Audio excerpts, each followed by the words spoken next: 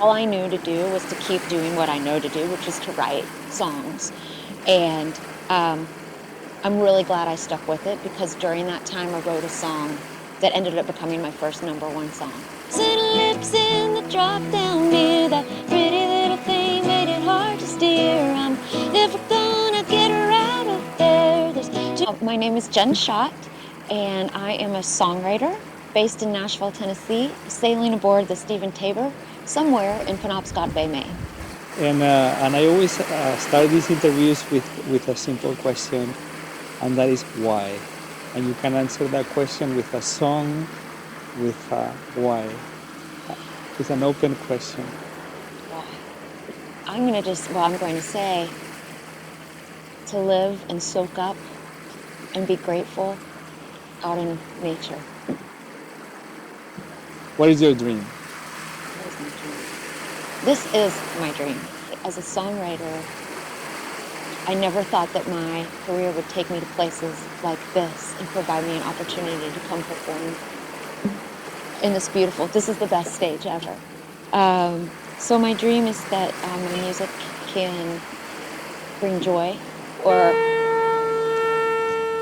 hope, or make people feel something, whatever that emotion is. And if you have to sing like something you've written that will answer that question, why, what would you choose? I actually have a song called I Don't Dream. It's a love song. Okay. But I could play a little bit of that? Yes. I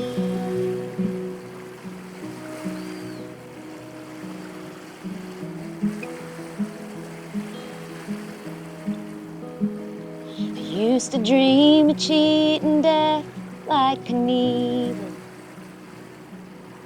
running just like Jackie Steele.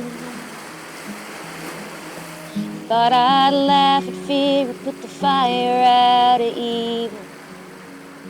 But I don't dream those kind of dreams no more.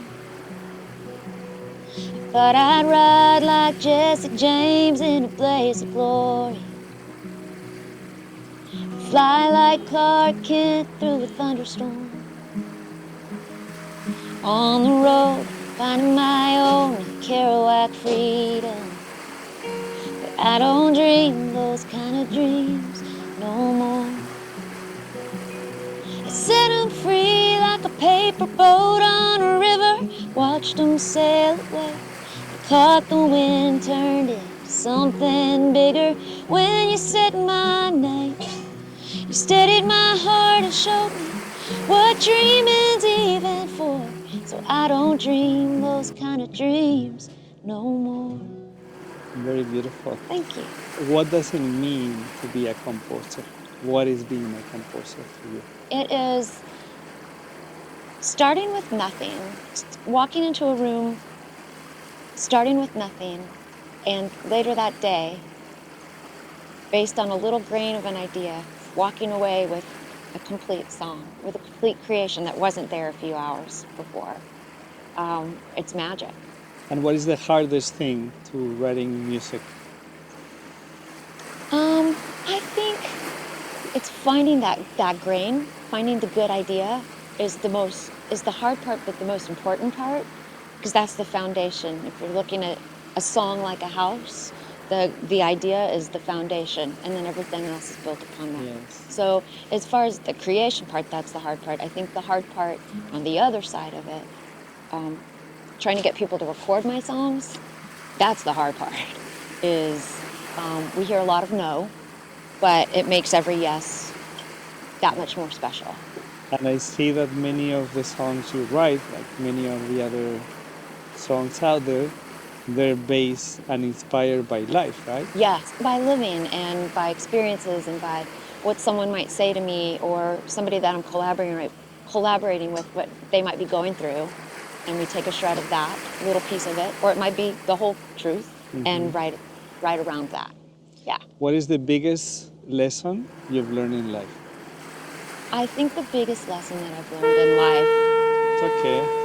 I've been dealing with that for the last hour. Hey, we're on a boat, right? It's all good. It keeps it real. I think it's something that my dad instilled in me, is just to have gratitude constantly for the journey. I think it's very easy to think about, well, I'm going to be happy then. I'm going to be happy when this thing happens, when this song gets recorded, when this song goes #1. But if you're not finding joy and gratitude in the process, that to me is a big lesson of life. It's just enjoying each moment for what it is instead of always thinking ahead. What has been your hardest, your biggest failure that has turned into your biggest success? Yeah. And that can be a lesson, it can be a song, it can be anything you want. The career I chose, again, is not easy, and there have been seasons of me questioning whether I was going to be able to continue. Not that long ago, maybe 7 years ago, I was in a point where I didn't know if I was going to be able to continue. But all I knew to do was to keep doing what I know to do, which is to write songs. And I'm really glad I stuck with it, because during that time I wrote a song that ended up becoming my first #1 song. Okay. And had I hung it up and quit, it never would have happened. So it was a failure that turned into not a success. Can you play a little bit? Yes, I played it. I actually played it last night. All right. I played it last night. Okay. It's a song called 7500 OBO for Tim McGraw. Oh, that was beautiful. Yeah. So I can play just yeah, a little just a bit little of bit. it. Yeah, I'll play a little bit of the chorus. Lighting and everything is different. So. Yeah. So it goes. Here's the chorus. Shotgun riding down a 2-lane road, just driving around with no place to go. Singing along to where the green grass grows. Hands out the window, floating on the breeze.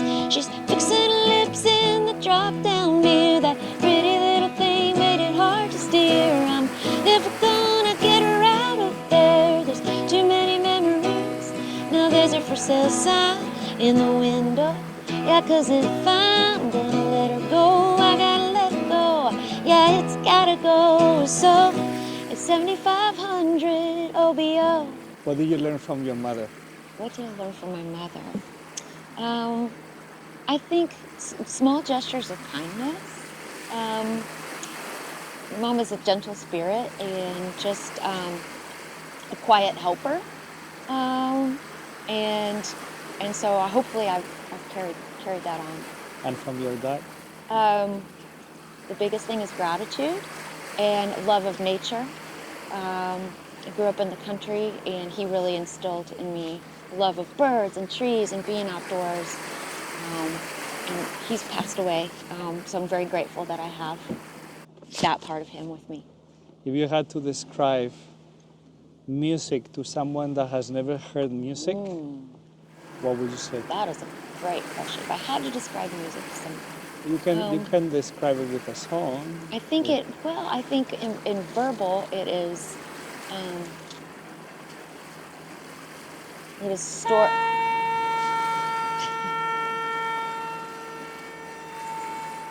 music is stories put to melody that invokes emotion. Mm-hmm. What is your favorite song you've written? Favorite song I've ever written? Not necessarily become known or Gosh, published. that's tough because, again, all I your write so babies. many. They're all my babies. So a co-writer came to me with an idea about a summer song, simple title called June, July, August, and we thought, well, how can we make that unique? And we thought about how summers and young love, how quickly they go, and you wish you could get that feeling back. And so we wrote this song, and it was recorded by a band called the Eli Young Band, and that would have been about 11 years ago. But it was only available just in like little store, like in a Walmart. They never put it out digitally until last year, and then now it's available. So this is just a little piece of June, July, August. Oops. June, freedom painted sky blue. But water you jump into is cool. You close your eyes, come up to find July. No one's even thinking goodbye. You take a spin on a carnival ride, get off. It's August way too soon. Take us back to June. We couldn't hear it. With the trumpet solo.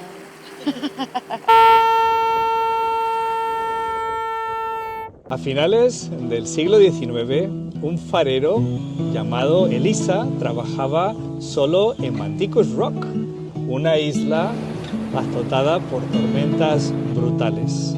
Cuando cayó enfermo, su hija Abby, de solo 16 años, tomó el relevo.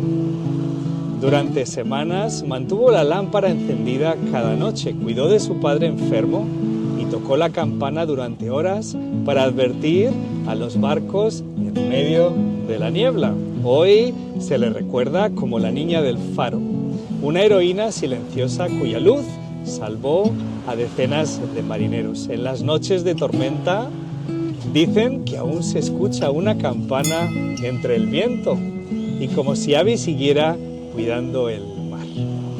Y aquí estamos navegando en el Stephen Taber, un momento súper especial.